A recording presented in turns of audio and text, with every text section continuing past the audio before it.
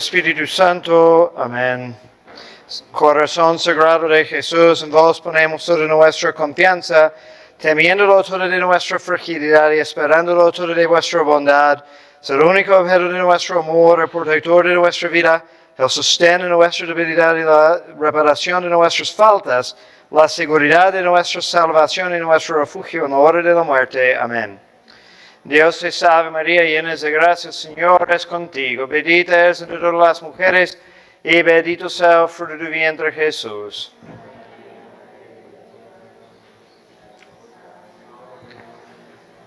En el nombre del Padre, del Hijo y del Espíritu Santo. Amén.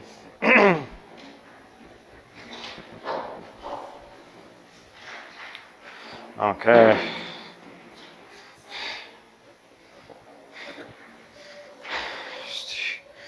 Ok, ahora vamos a hablar de los sacramentos. Después de hablar de gracia, necesitamos hablar de los canales principales de la gracia. Entonces, ¿qué es un sacramento? Pues son signos sagrados, en breve. ¿Qué es un signo? Bueno, es algo muy común en la vida. ¿Okay? Un signo es algo que señala a otra cosa. ¿Okay? Y hay diferentes tipos de signos.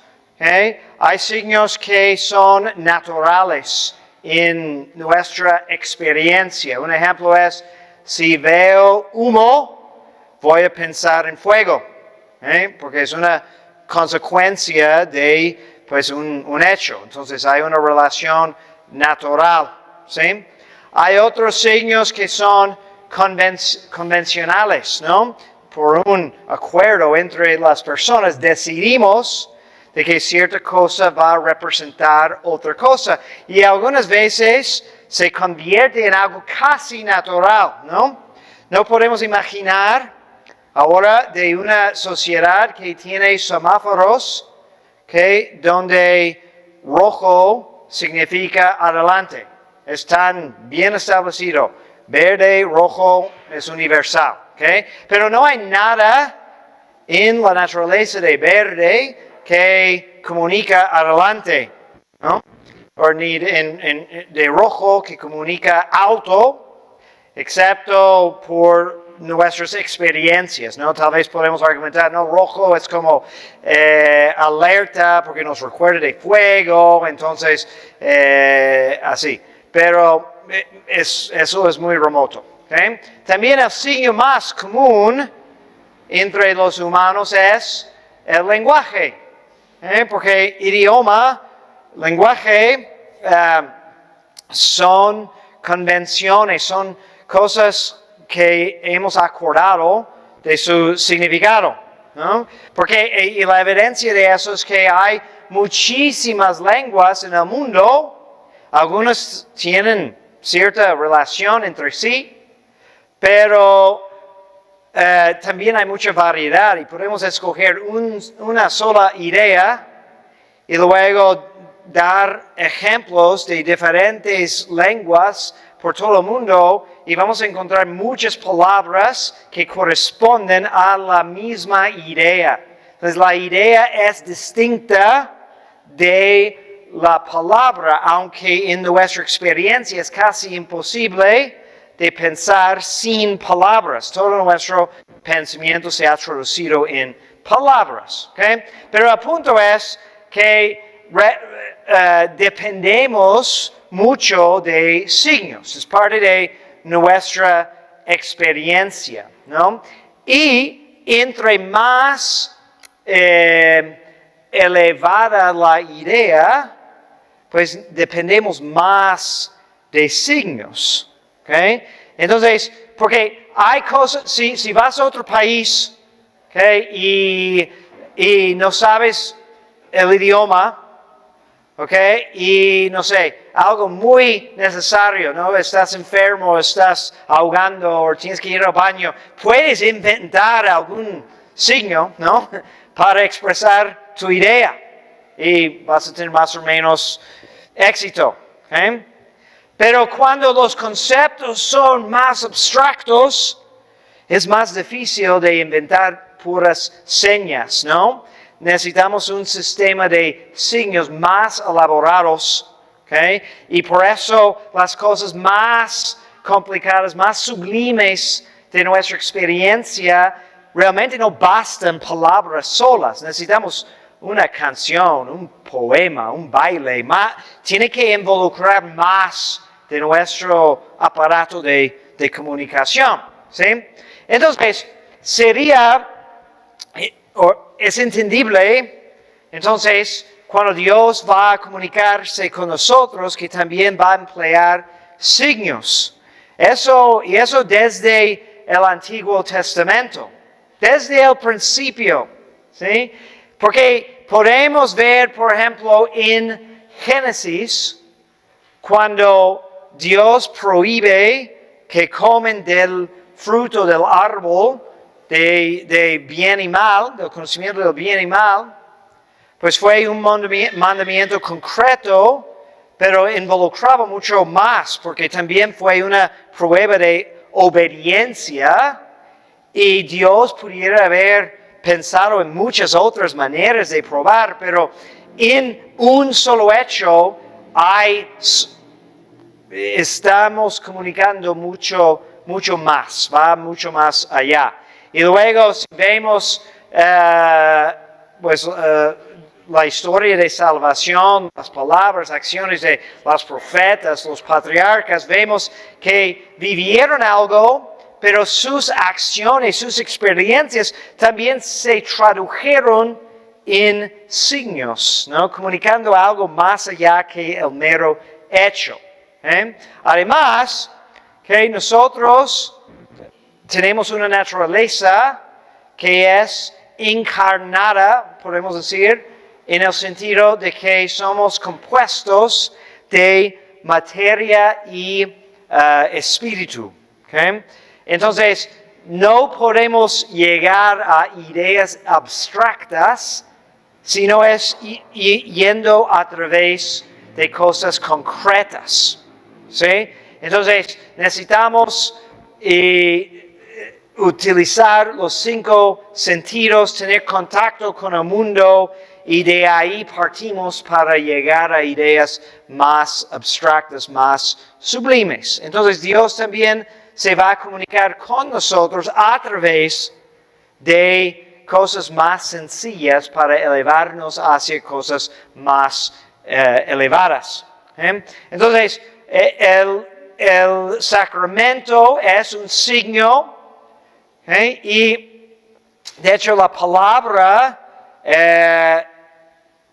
sacramento refiere a sacramento, podemos ver que refiere a varias cosas, refiere a algo sagrado,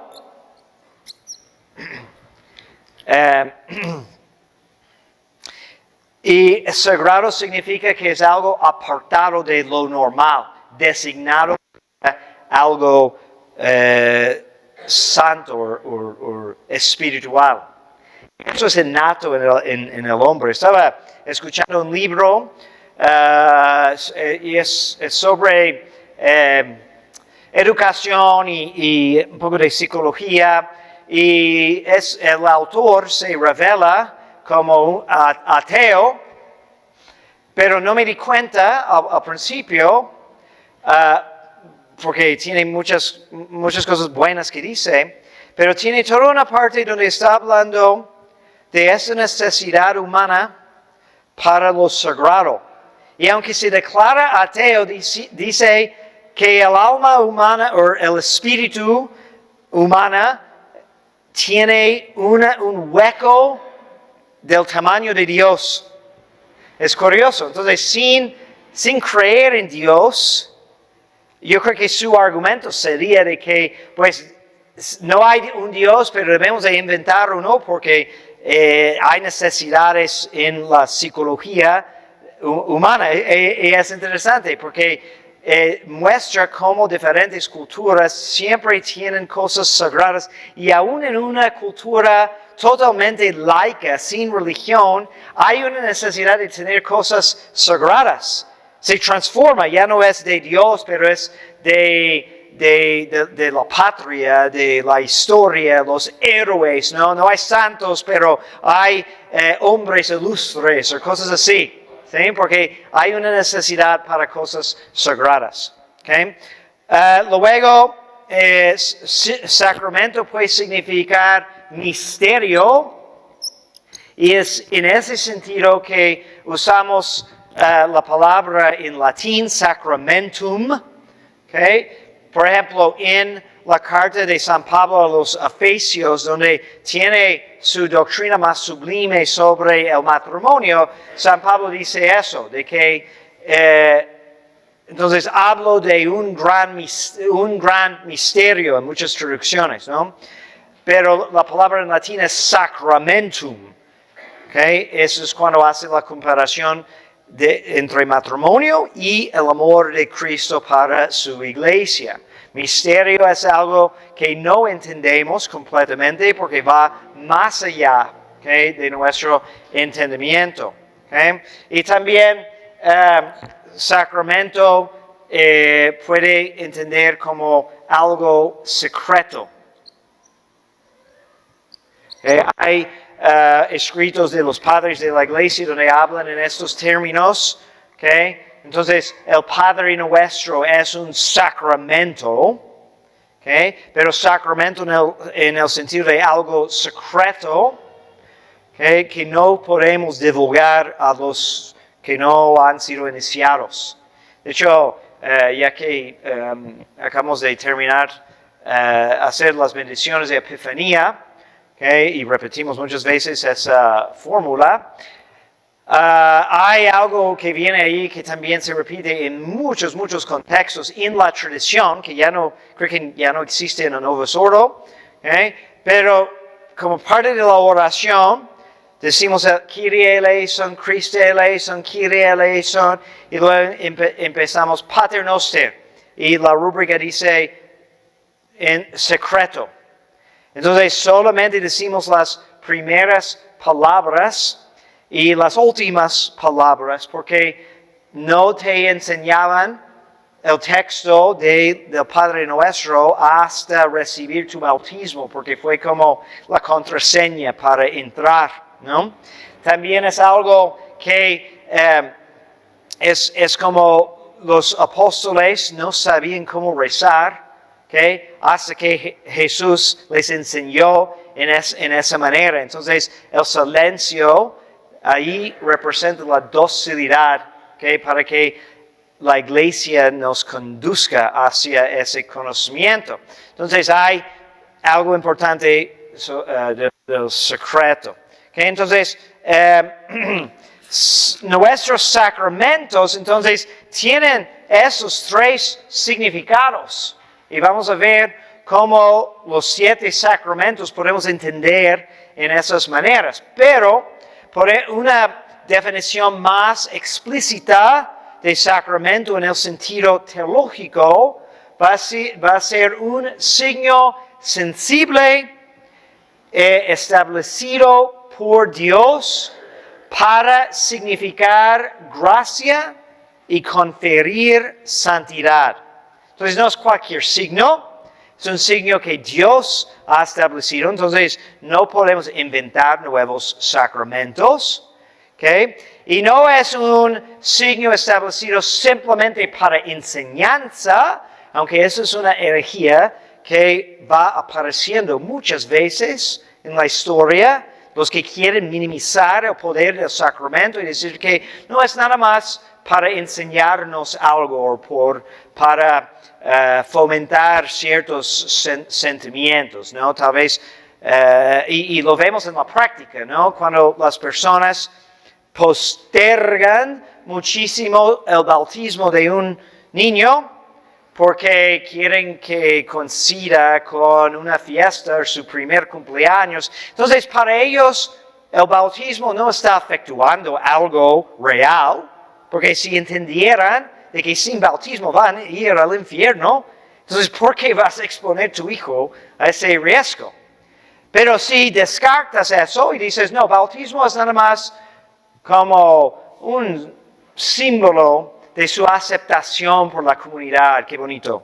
Entonces, no importa, puede ser ahora o luego, hasta que sea adulto. ¿Okay? Y muchos protestantes profesan eso, muchos modernistas profesan eso.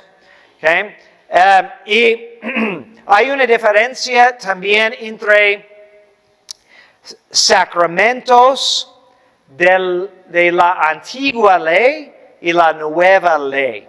¿Okay? Entonces estamos familiarizados con los 7 sacramentos del catecismo, pero sacramentos en otro sentido más extendido existían también en el Antiguo Testamento.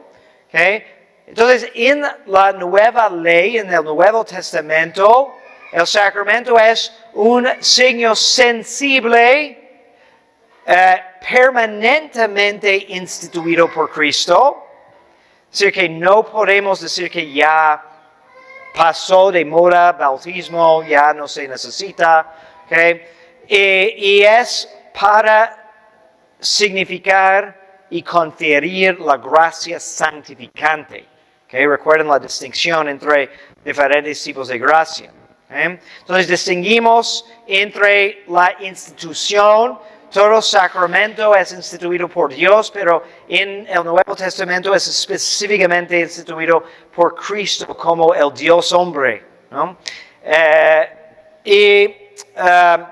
También hay una distinción muy importante en cuanto a su relación con la gracia y el hecho de salvación. Entonces, los sacramentos de la antigua ley demostraban una santidad externa o legal, ya que había en la antigua ley como reglas para santidad, si cumplías con eso o otra cosa, que se podía declarar santo, es decir, podías acercarte al templo o al sacrificio, ciertas cosas, pero si no, si comías una comida prohibida, entonces tenías que apartarte porque legalmente no tenías santidad. Obviamente eso es un concepto de santidad muy diferente que santidad como la entendemos ahora. ¿Okay? También los sacramentos fueron como un presagio de algo que iba a venir. Entonces, a veces los teólogos dicen que los sacramentos de la antigua ley siempre veían hacia adelante, hacia Cristo, de como inculcar cierta fe remotamente, ciegamente, en el Redentor que iba a venir. Entonces,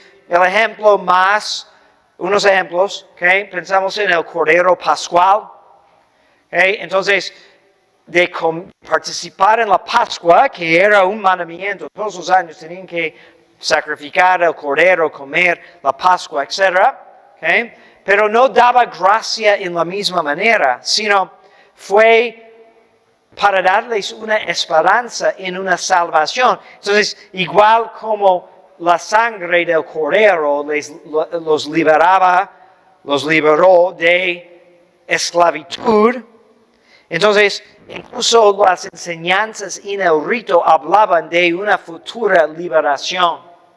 Entonces, es como participar en anticipación. ¿Okay? También circuncisión. Okay? San Pablo habla mucho de su relación con el bautismo como iniciación en la alianza.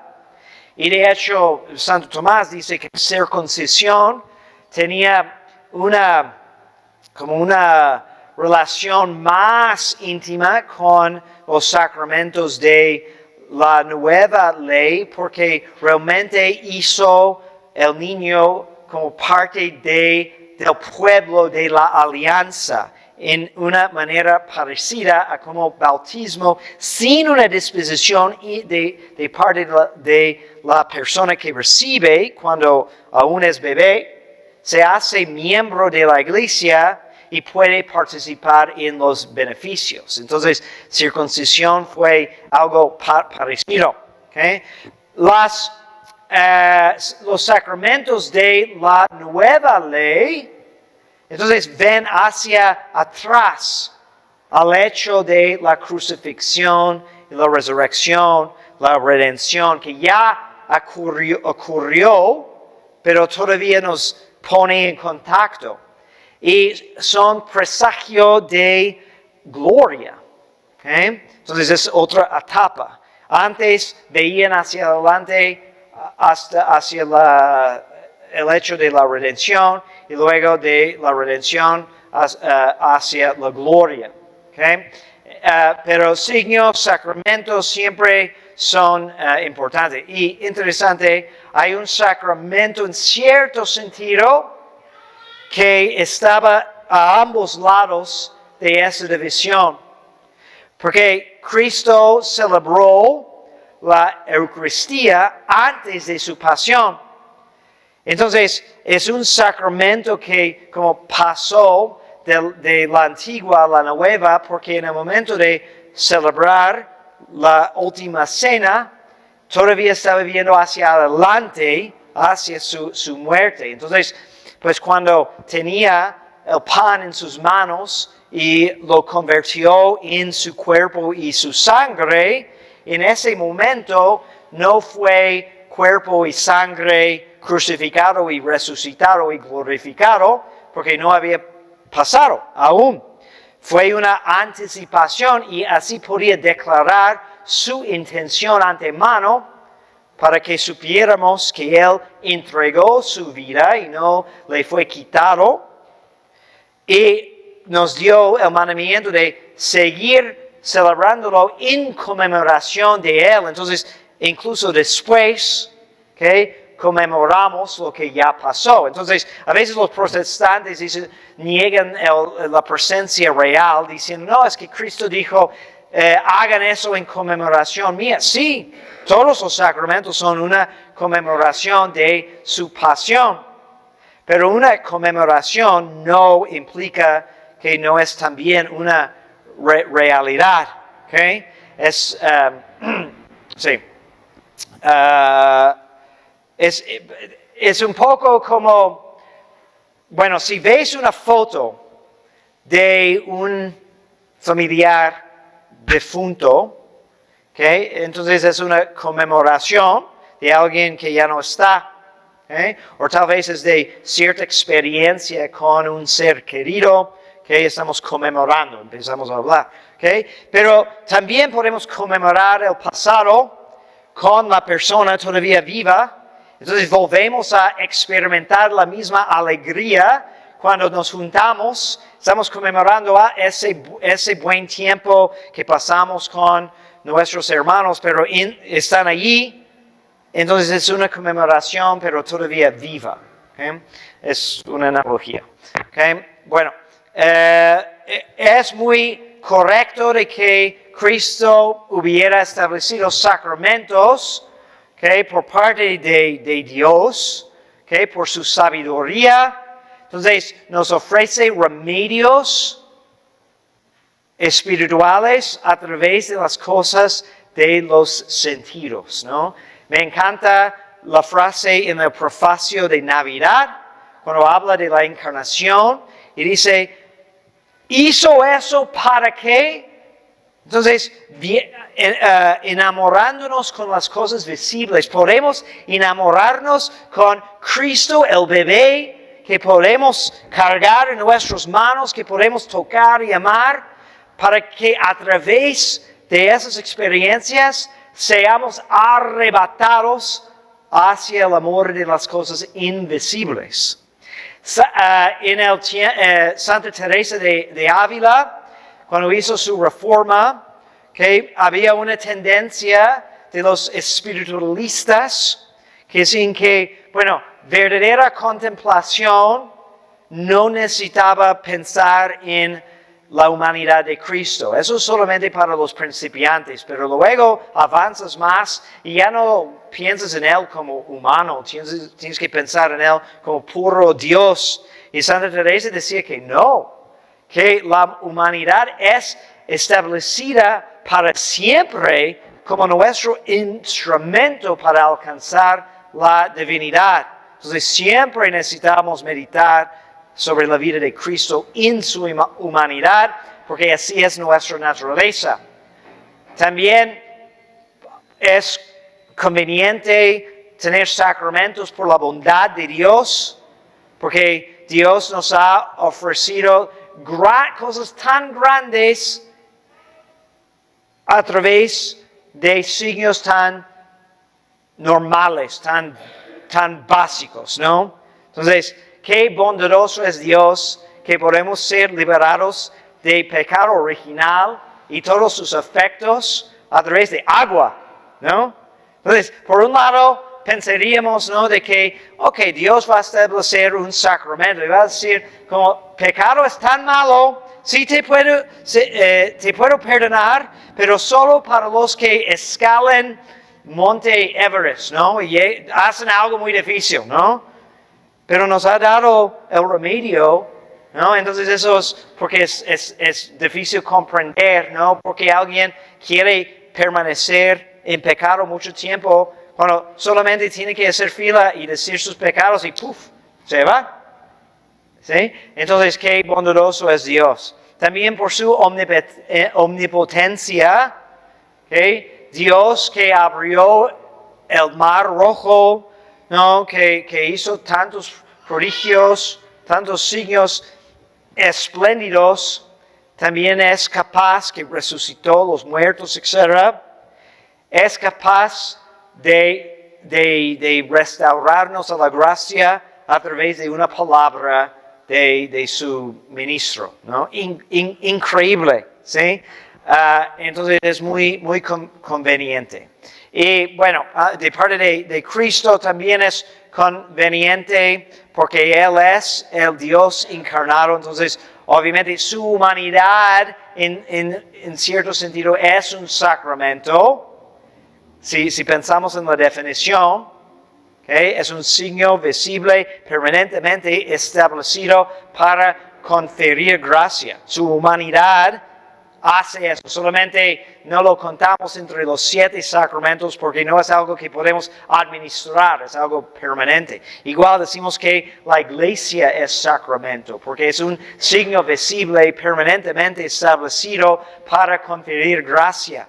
Cuando la persona se queja de que hay tantos pecadores en la iglesia, pues es parte de su naturaleza, en cierto sentido. Igual como agua, como pan, es algo tan débil. Igual la materia del sacramento que es la iglesia es débil porque así se manifiesta más el significado espiritual. ¿Okay? Entonces no hay duda, desde el principio de la iglesia tenemos evidencia de que reconocían 7 sacramentos, igual que sacramentos existían bajo el Antiguo Testamento. Vamos a introducir aquí unos términos.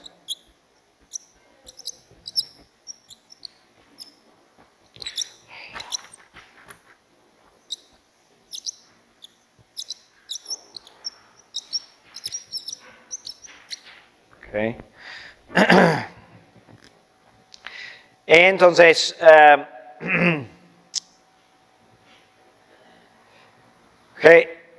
ex opere operato y ex opere operantis, son términos teológicos, y cuando decimos ex opere operato, queremos decir de la obra obrada.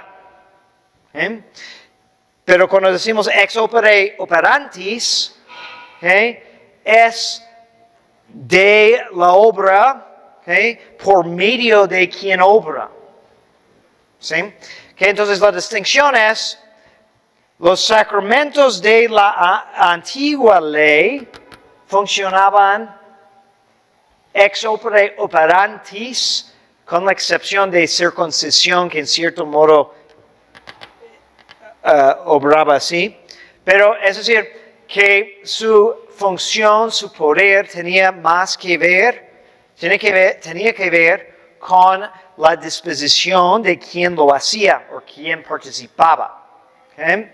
Entonces, mientras los sacramentos de la nueva ley, aunque hay también un elemento de ex opere operantis que vamos a ver después, principalmente funcionan por virtud de la misma obra.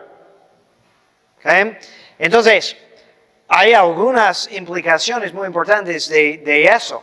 ¿Okay? Por ejemplo, bautismo funciona por hacer la obra, por derramar el agua y decir las palabras. Punto. No importa si te bautizó un santo o un hereje. ¿No? Porque a veces, por ejemplo, ya saben que en una emergencia cualquier persona puede bautizar y debe, y a veces tiene hasta obligación. Pero a veces encuentro personas que pues tenían dificultad con eso y hasta después de bautizar quieren insistir que viene el sacerdote porque es más poderoso. De hecho no. ¿Okay? En esa circunstancia, porque la eficacia del bautismo es a través de lo que hicieron, la obra. ¿Okay? No depende para su eficacia de la disposición de uno. Del ministro.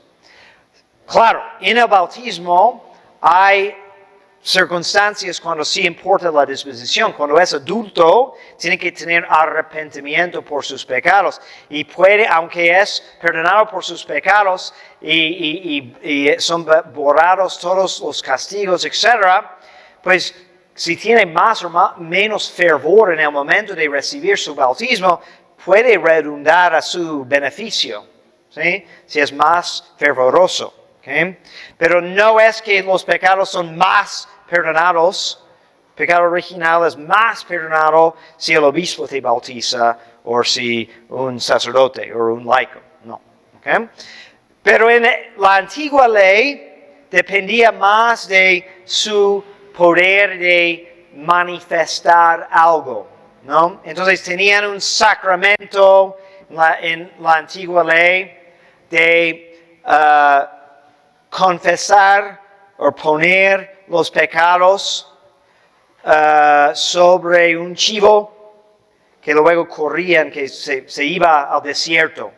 Y fue el día de perdón, ¿no? Entonces es una fiesta en su calendario, porque el animal llevaba los pecados del pueblo. Pero no realmente llevaba sus pecados. Pero la idea es que viendo eso, meditamos la misericordia de Dios, nos inspira a arrepentirnos y confiar en Dios. Mientras en la nueva ley, que es cumplir con los requisitos y hay una eficacia esencial. Muy importante esa distinción. Los protestantes, que el número es 7 sacramentos, y Trento definió eso y puso una condena de los que niegan eso, que no hay más, no hay menos. Los protestantes quieren reducir el número de sacramentos, que entonces entre muchos protestantes hay solamente 2 sacramentos, a veces 3, pero normalmente no más. La mayoría dicen que, bueno, bautismo y la Santa Cena son sacramentos, pero aparte de eso, algunos también dicen que matrimonio es un sacramento, pero generalmente no más de eso. Entonces la Iglesia lo afirmó en Trento, pero es la enseñanza pues constante. Los sacramentos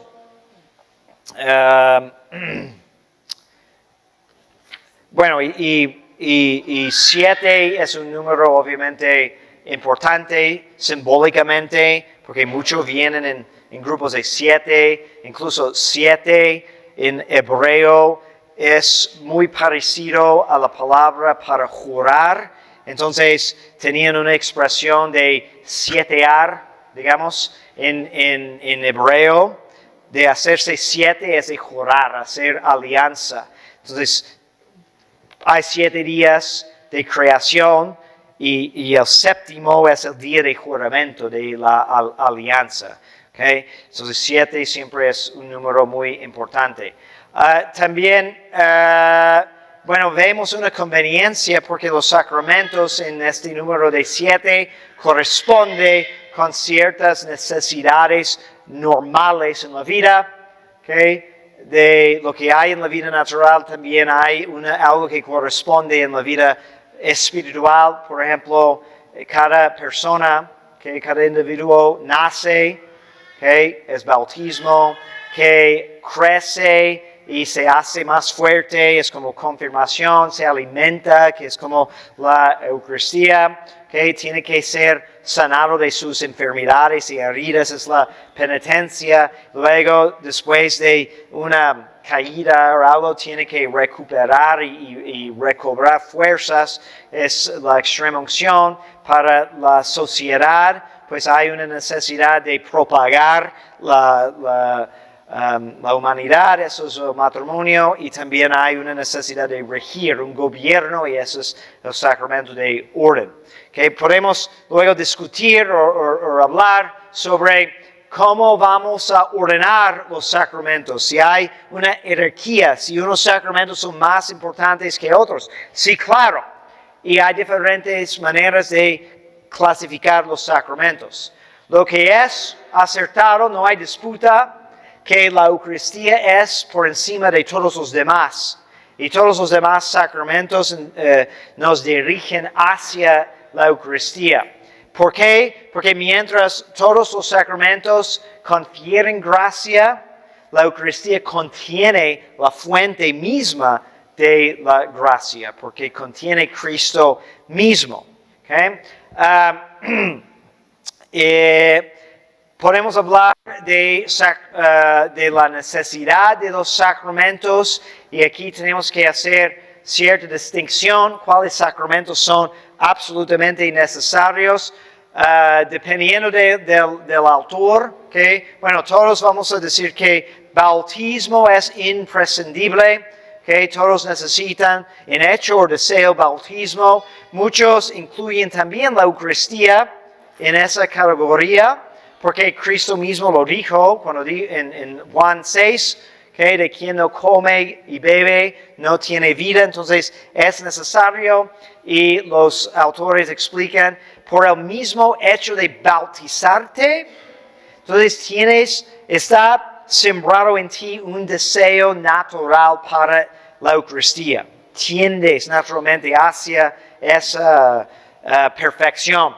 Entonces el bebé, en su estado de gracia después del bautismo, igual como tiene las virtudes y los dones del Espíritu Santo que no se manifiestan aún, pero están allí, también está un deseo para recibir la Sagrada Eucaristía. ¿Okay? Porque si hay santos que nunca comulgan, nunca han comulgado, porque no llegan a esa edad, por ejemplo, pero por lo menos tienen esa orientación. También penitencia es necesaria secundum quid, es decir, en cierto sentido. ¿Okay? Porque imagínense, si todos pudiéramos cumplir con lo que nos manda la Iglesia en el bautismo, de no manchar el vestido blanco de nuestra inocencia, no necesitaríamos penitencia. Entonces, en teoría, es posible no requerir el sacramento de la penitencia. Pero en la práctica, todos los que han pecado después del bautismo necesitan el sacramento de la penitencia. Todos los sacramentos son necesarios, pero no para cada uno. Porque normalmente no es posible recibir todos los sacramentos, por lo menos en la iglesia romana, porque los que se casan no se ordenan y los que se ordenan no se casan, pero necesitamos tanto el matrimonio como el orden para el bien común. ¿Okay? Pero también confirmación es menos necesaria, ¿okay? Porque nos da fortaleza, pero tal vez no alcanzas la edad, y faltarías incluso un grado de gloria en el cielo, entonces es muy importante recibir la confirmación, pero nunca hemos enseñado de que quien no se confirma no se salva. Igual la extrema unción, ¿okay? Muy conveniente, ¿okay? Muy poderosa, pero hay personas que mueren sin poder recibirla y no es necesaria para la salvación.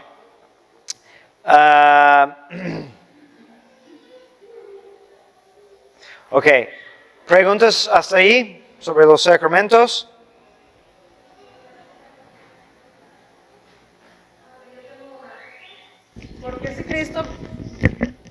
¿Por qué si Cristo venció en la cruz los pecados, por qué todavía persiste el pecado original? ¿O por qué solamente con el bautismo se vence ese pecado? Ajá. Porque Cristo vino para sanar nuestra naturaleza, no para cambiar, ¿no? Nuestra naturaleza. Entonces, seguimos heredando el pecado original también porque tenemos que participar en nuestra salvación. La naturaleza sigue herida, ¿okay? Porque tenemos que ganar nuestra salvación a través de una cooperación. ¿Alguien más? ¿Otra pregunta?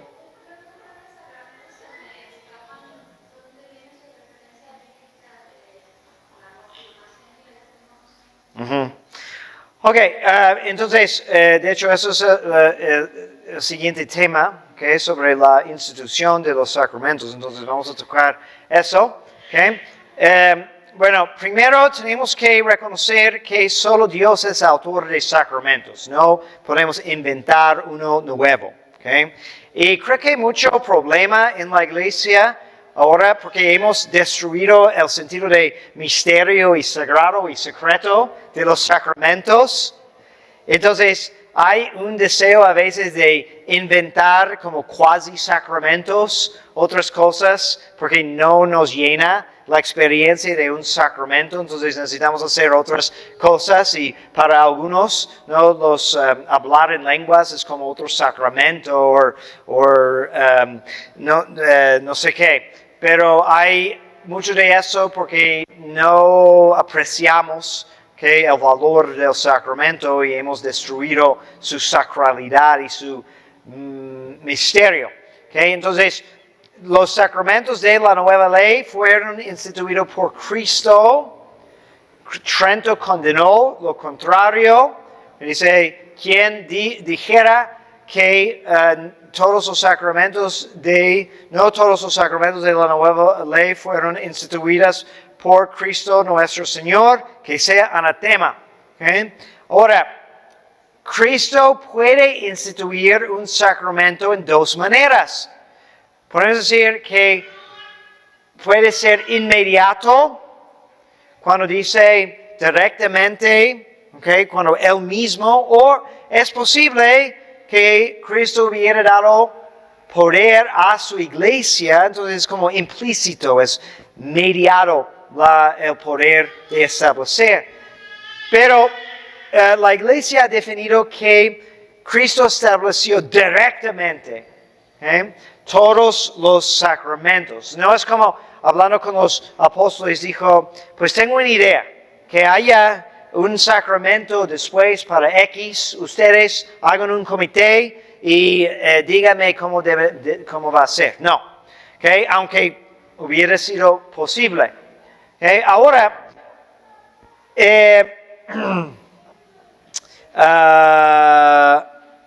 porque hay otras costumbres instituidas por Cristo que no fueron, pero fueron por la mediación de la iglesia.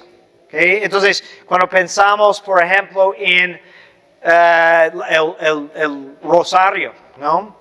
Cristo no instituyó directamente el rosario. Es importante entender eso porque los protestantes pueden atacar y decir, eso no viene en la Biblia. Y decimos, no tiene que venir en la Biblia.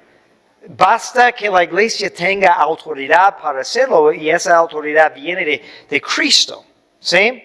Pero no cuando toca los sacramentos, ¿ok?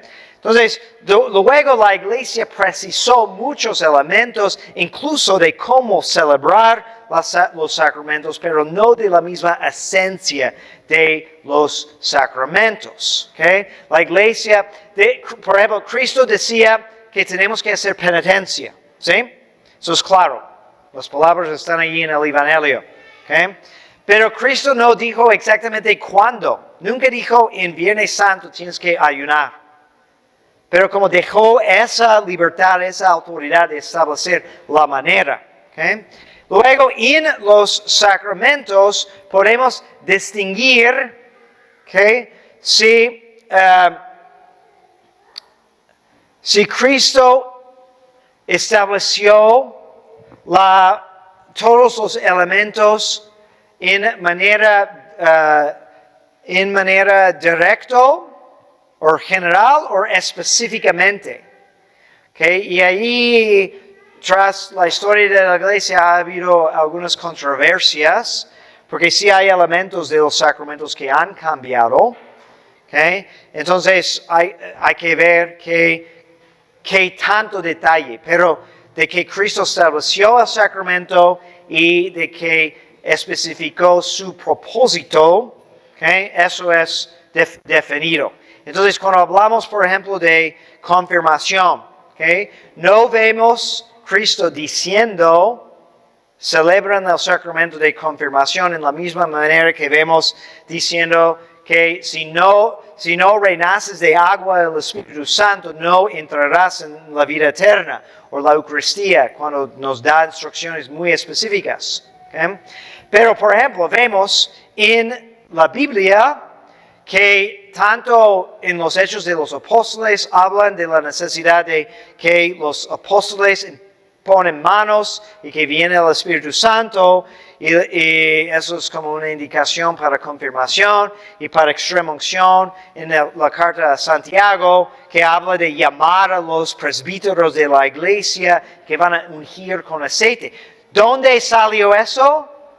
Pues aunque las palabras específicas de Cristo no vienen en la Biblia, pues el apóstol no como presumió el poder de inventar algo, sino todo lo que están transmitiendo es precisamente lo que han recibido de Cristo. Y sí tenemos en la Biblia Cristo diciendo a sus apóstoles que hay mucho más que les ha enseñado que tienen que guardar.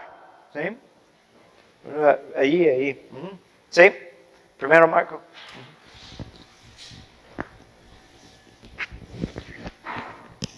Bueno, sí, padre, una pregunta. Si un sacramento en el pasado, sí, no fue, digamos, que cumplió el requisito, sí, del sacerdote, como venimos de otros ritos, ¿me explico? Si el sacramento del bautizo o confirmación o el matrimonio, si el sacerdote no hizo no sé cómo explicarlo, el rito bien o cumplió con el procedimiento, y nosotros pensamos que sí se hizo, ¿es lícito, no es lícito? ¿Revisamos, no revisamos? ¿Ahí la dejamos o si investigamos al padre o cómo? Bueno, no se puede contestar tan concretamente a una pregunta tan amplia, ¿sí? Porque depende de muchas circunstancias. Primero, pero eso nos sirve para introducir unos términos más, porque tenemos que distinguir entre licitud y validez cuando hablamos de sacramentos. ¿Okay? Entonces hablamos de si un sacramento es lícito o ilícito y si es válido o inválido. Pero la distinción es muy importante, porque licitud refiere a si es legal, si es autorizado, si es legítimo según la autoridad. Validez refiere a si logra su fin, si efectúa lo que pretende efectuar. ¿Okay? Entonces, Queremos tanto licitud como validez en todos los sacramentos. Pero hay casos que un sacramento es válido, pero no es lícito. No es posible hablar de un sacramento que es lícito, pero no válido. ¿Sí? Porque tiene que ser válido para ser lícito. ¿Okay? Pero, ¿qué va a determinar licitud y validez? Pues depende de cada sacramento y un montón de cosas. ¿Okay? Y vamos a explorar algunas cosas. Pero, lo que podemos decir por ahora es que hay unos elementos fundamentales para cada sacramento que vamos a explorar. Y son la materia, la forma, ¿okay? El ministro y la intención. Bueno, el sujeto, podemos decir también. Aunque intención refiere al ministro y refiere al sujeto, es como una subcategoría cuando ya se está acabando mi marcador. Entonces, sí, eso es el siguiente tema, de precisar esos elementos y luego cuando entendemos eso, podemos empezar a entender qué requiere para que haya primero validez y luego licitud. ¿Okay? Aquí había pregunta. Comentario respecto a lo que... perdón. Gracias. Quería hacer un pequeño comentario respecto a lo que estaba comentando de la aparición de los sacramentos en la Biblia, ¿no? De que no todos están muy explícitos o la forma o cosas así, ¿no? De que recordando lo que dice los mismos evangelios, ¿no? De que deseaba esto y muchas cosas más hizo nuestro Señor Jesucristo y no cabrían todos los libros y si explicáramos todo lo que Él hizo, ¿no? Sí. A mí se me hace muy interesante al respecto de eso, un pequeño comentario que hace Ana Catalina Emmerich en el libro La Pasión de Cristo, que recordando es de los que sí tiene válidos de ella, que menciona que en la noche del Jueves Santo, en la última cena, pues viene y hicieron muchas más cosas de las que aparecen en la Biblia, que entre otras cosas, estando allí, los apóstoles se revistieron, que porque era parte del ritual judío de la última cena, y que les explicó un montón de cosas en cuestión de rituales, que hicieron una especie como fuego nuevo, que al principio pues lo conservaron íntegro, lo buscaban el modo de estar cuidando que no se apagara porque lo había dejado nuestro Señor, y ya luego se apagó y ya luego ya más bien lo convirtieron ya luego lo ritual que hacemos el sábado santo y eso, ¿no? Pero que al principio dejó un fuego nuevo Jesús y lo estuvieron cuidando durante un tiempo que no se apagara, o sea, varias cosas dejó de las que hacemos actualmente, y es donde entra la labor tan importante de la tradición de la iglesia, lo que no está escrito en la Biblia, pero que igual siguió persistiendo a través de la tradición oral, ¿no? De estarlo transmitiendo. Y es interesante con descripciones como eso, ¿okay? De que obviamente eso no es dogma de que Cristo hizo esas cosas, ¿okay?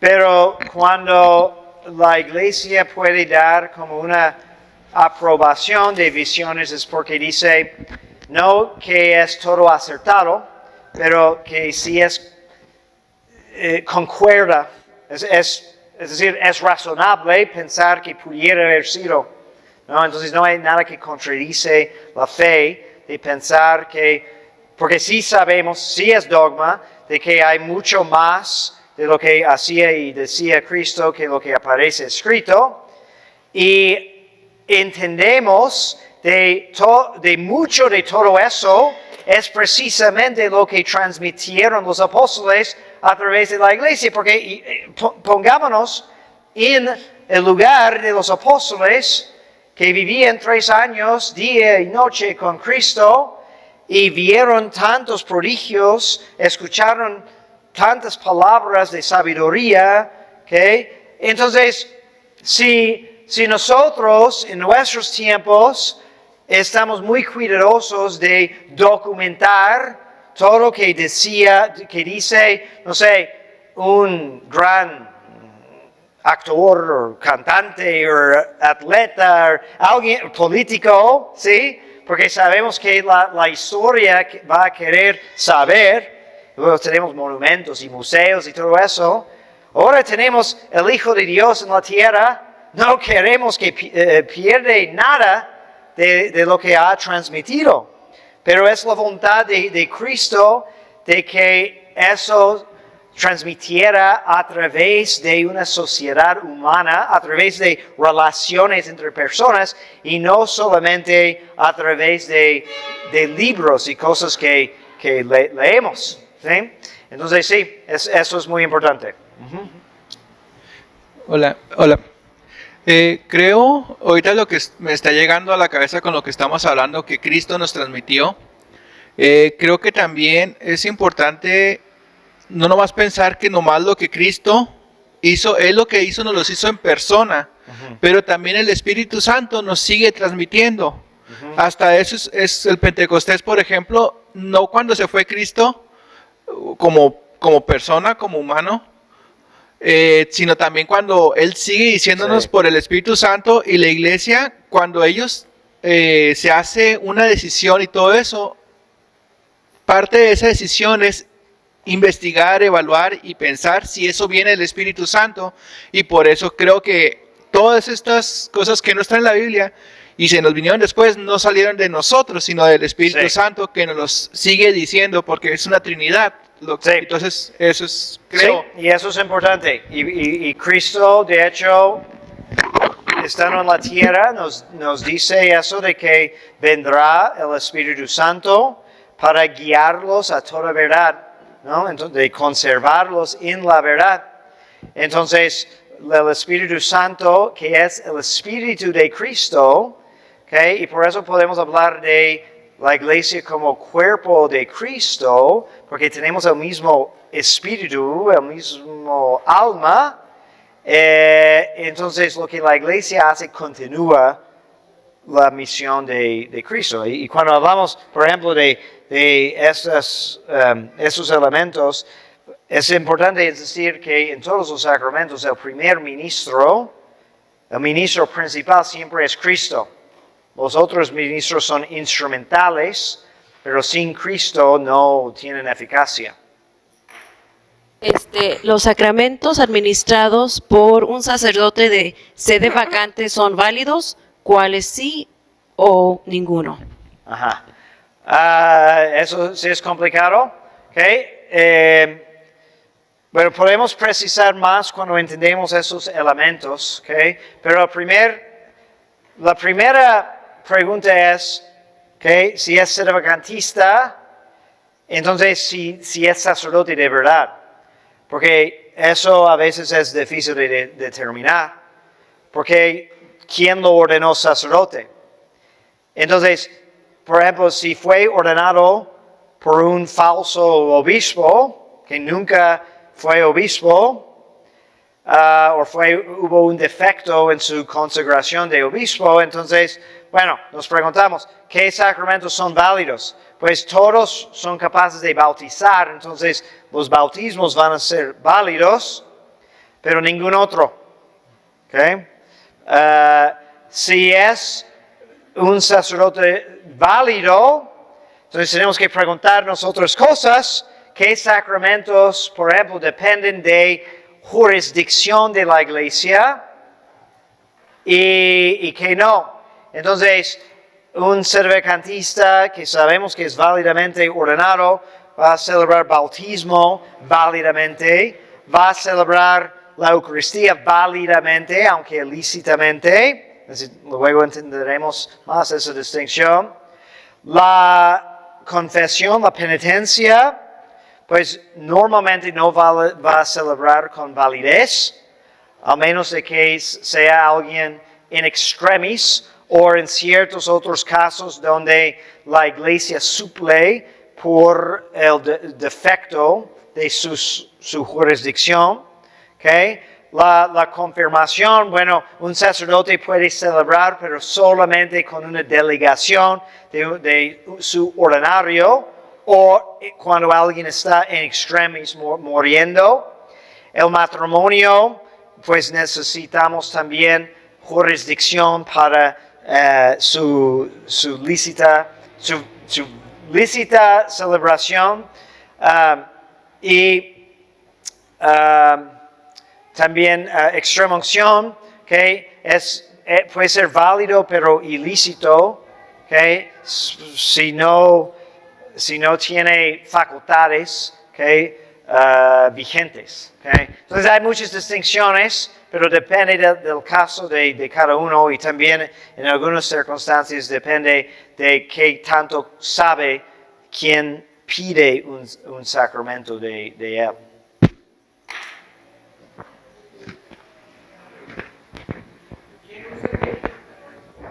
Sirve para esto.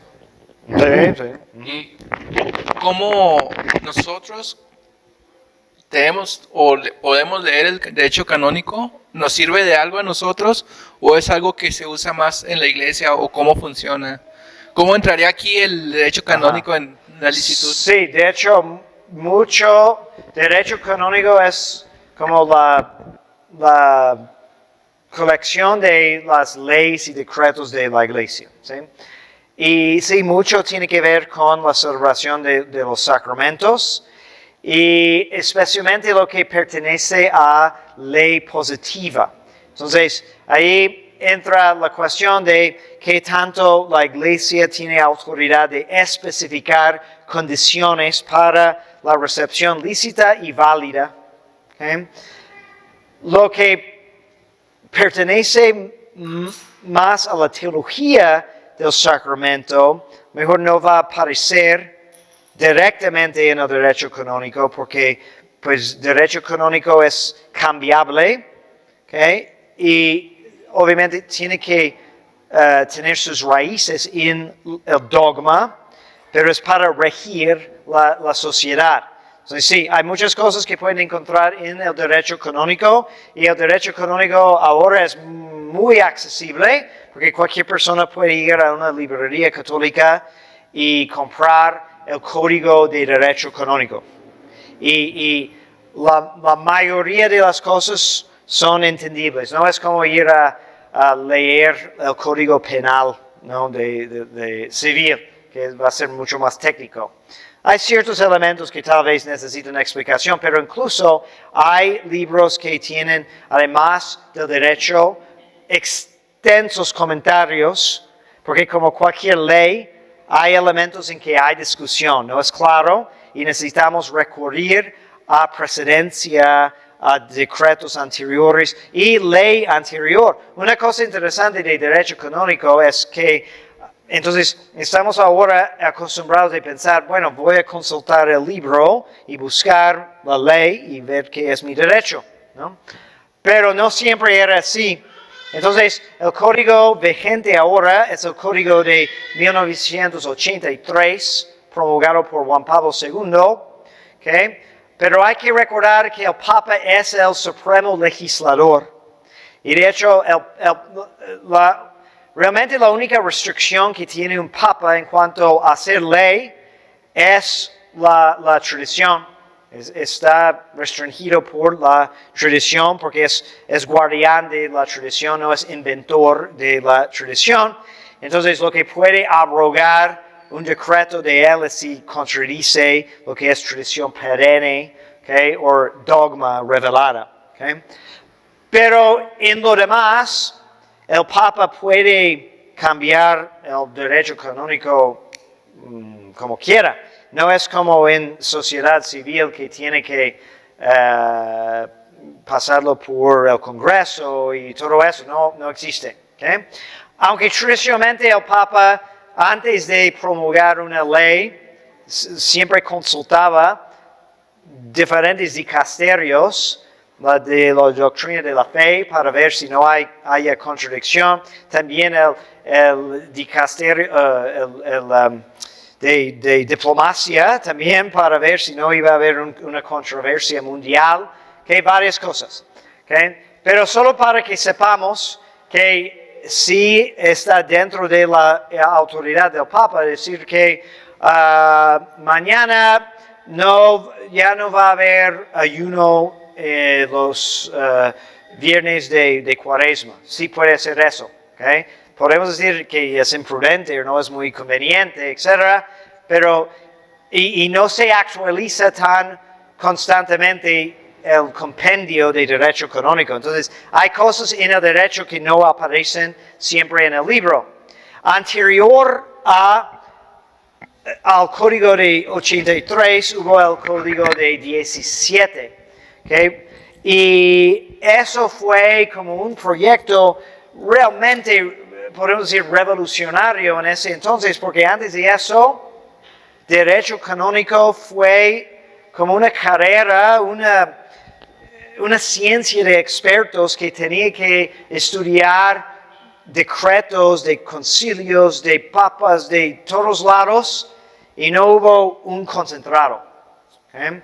Entonces, y eso ha sido más o menos, y hay expertos, hay autoridades que nos dicen, eso es la práctica constante, pero la realidad es que estamos ahora un poco influenciados, o mucho, por sistemas, conceptos de derecho moderno, ¿okay? Especialmente del mundo anglosajón, en los últimos siglos, ¿okay? Y de racionalismo, ilustración y todo eso, que pensamos que lo principal en la ley es lo que está escrito. Pero el derecho en la iglesia es más basado en la tradición romana, que es más como las costumbres de siempre. O sea, no necesitamos escribir mucho porque todos sabemos, siempre hemos vivido, eso es lo que nos enseñaban nuestros padres. Entonces, ¿por qué hay discusión? ¿Sí? Entonces es otro concepto a veces. Padre, entonces encontraríamos una contradicción con querer prohibir la misa tradicional, o sea, ¿sería ilícito querer decretar eso?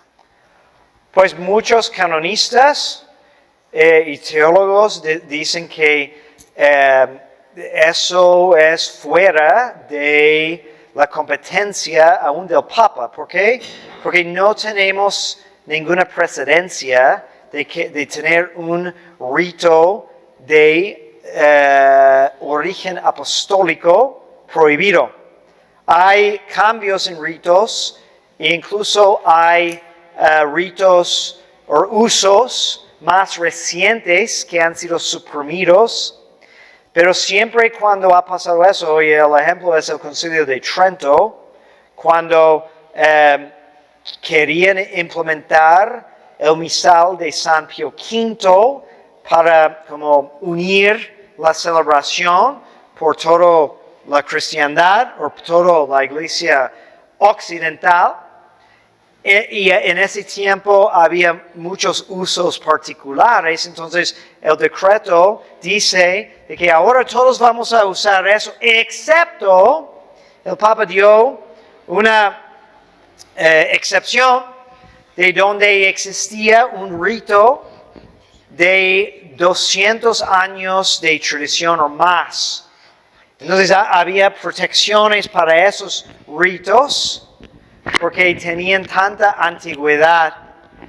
Y en ciertos lugares, por ejemplo, donde tenían un rito de tanta antigüedad, pero querían adoptar el rito de San Pío V, que fue ese misal, se llama de San Pío V, no porque lo inventó, sino fue como codificado, pero fue el misal de más o menos del corte del Papa, de que usaban en el Vaticano, que querían usar en todo el mundo, el mundo occidental.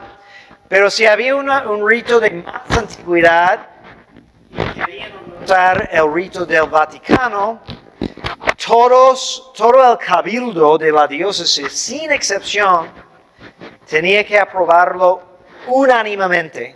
¿Okay? Entonces, con una sola voz en contra, era suficiente decir, no, este rito se sigue celebrando, si tenía más de 200 de antigüedad.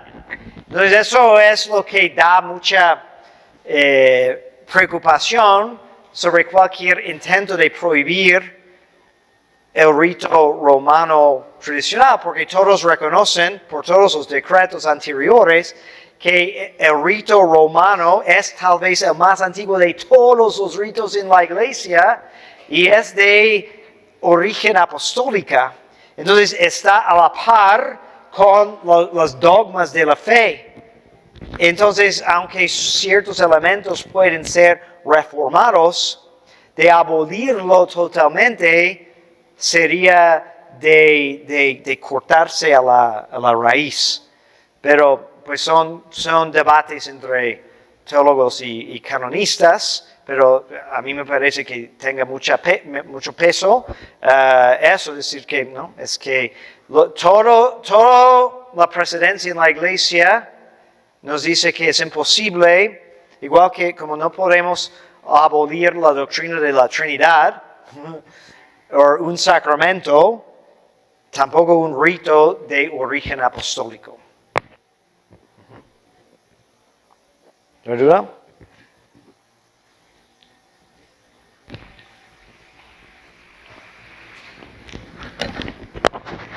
Después de que se realizó un bautizo así por emergencia, de, pues no sé, de gravedad o algo así, que lo haya realizado una persona que no sea sacerdote, Ajá. ¿es necesario ya después hacer el rito?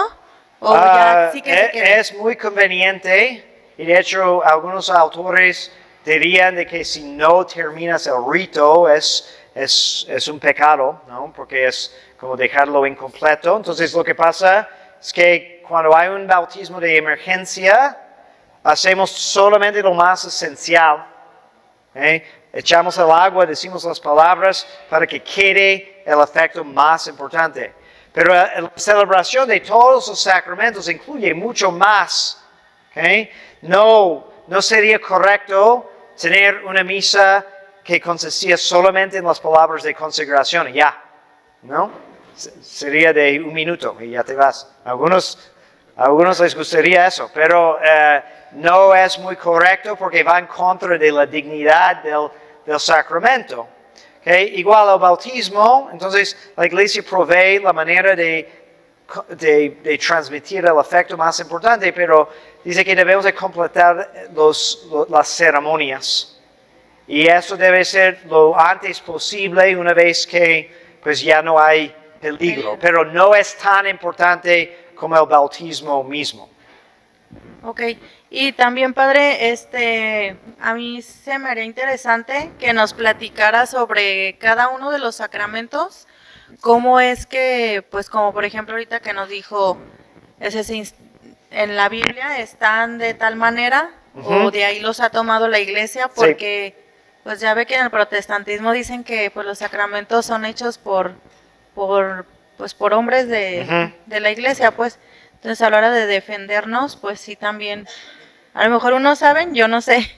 A mí me gustaría pues que sí retomara estos temas. Sí, de hecho, para explicar dónde vamos, entonces, primero tenemos que entender unos términos y conceptos previos que tienen que ver con todos los sacramentos. Entonces, ahorita lo que sigue es hablar de esto, que nos va a llevar a hablar de esto, y de ahí, y también los efectos de los sacramentos en general, y después vamos a entrar en una investigación de cada sacramento. Y bajo cada sacramento vamos a ver pues su origen, y su manera de celebrar y sus efectos particulares. Entonces, ya sigue viniendo para en el próximo episodio.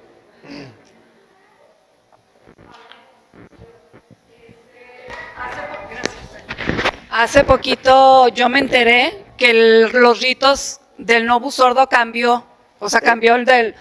¿Eso pierde eficacia al recibir el sacramento de la persona? ¿De cuál? De los sacramentos, o sea, como que se cambiaron los ritos después de que se implantó el Novus Sordo, que cambiaron los ritos y todo. Entonces, ¿cambia el efecto o es menor? No, entonces, la esencia del sacramento sigue igual, ¿verdad? Entonces, la iglesia no puede cambiar la naturaleza del sacramento. Ahora, hay cuando analizamos cambios en cada sacramento, vemos que algunos cambiaron mucho, otros cambiaron poco, y en algunos sacramentos hay un poco más de controversia en ciertos círculos, si qué tan radical era y qué tanto cambió, y si eso fue legítimo o no. Pero debemos de creer por fe en la iglesia que la iglesia no puede promulgar un rito inválido, ¿sí? Y eso es parte de la indefectibilidad de la iglesia. Entonces, aunque no sea tan evidente, o incluso se puede decir que me parece que eso fue muy inconveniente, yo creo que hay muchos que han visto, por ejemplo, la diferencia entre el sacramento de bautismo en el rito nuevo y antiguo, ven que es una de las cosas más impactantes. Y muchos se preocupan y dicen, ¿puedo rebautizarme? No, no puedes rebautizarme. Y sí, los cambios son dramáticos. ¿Okay? Entonces podemos hablar también en cuanto al rito. Recuerden la distinción entre ex opere operato y ex opere operantis. ¿Okay? Entonces en cuanto a ex opere operantis, en la manera en que el rito enseña la fe, en que fomenta las disposiciones, etc., pues puede haber una discusión interesante entre la eficacia, ¿no? Pero en cuanto a lo esencial, que no puede haber un cambio. Y también en la parte de la formación de los sacerdotes, ¿no? Porque yo he visto, bueno, una vez tuve la intención de pedir que me bendijeran de cierta forma unos sacramentales, y el sacerdote se escandalizó y me dijo, es que te falta fe, es que no sé qué. Y dije, ok, ya vi que no sabe usted. Pero se me hace interesante pues porque la formación también que de ritos que están en los antiguos rituales, por así decirlo, ni siquiera los conozcan o ni siquiera tengan Sí. pues por lo menos asomarse a ver qué dice, ¿no? Y, Sí. y que tachen a uno de... Sí. Y exagerado.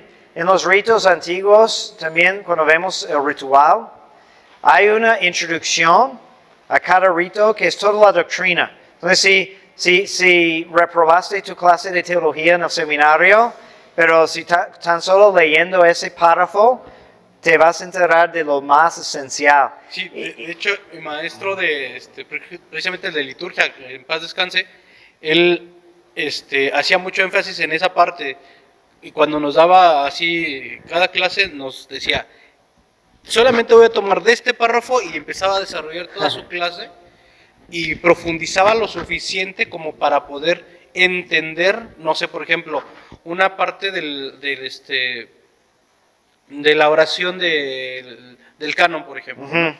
Y de ahí empezaba a sacar desarrollar toda la teología.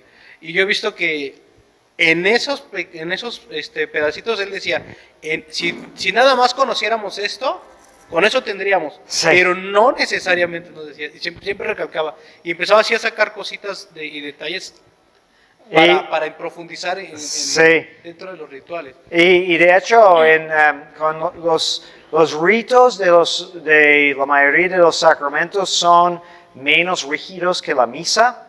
Entonces hay poco flexibilidad porque hay oportunidades para catequesis, pero luego hay rituales locales donde en otro tiempo, cuando todo era más sano, pues aprobaron rituales con explicaciones entre las diferentes partes. Entonces, los que han asistido a un bautismo aquí, okay, van a recordar de que entre las oraciones a veces hay una pequeña introducción, una línea que digo que vino de un ritual de 1960 aprobado por las conferencias, por América Latina, toda América Latina que usaba, incluso con algunos permisos más para el uso del vernáculo, pero todo muy sólido. Entonces, si no había antes el requisito de asistir pláticas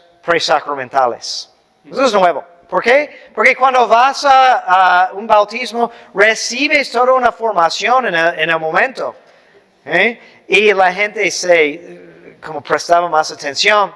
Pero ahora, como no hay tanto de eso, necesitamos suplementar y ojalá que sea buena. Sí, no, y aparte también, por ejemplo, actualmente como no se forma en eso a los sacerdotes tampoco forman en eso a las Sí. personas y se hace nada más como un requisito social, no lo que... Ajá.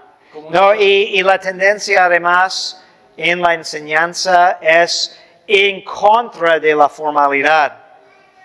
Entonces, de hecho hay un libro muy interesante, creo que lo tengamos aquí, que se llama La herejía de sin forma.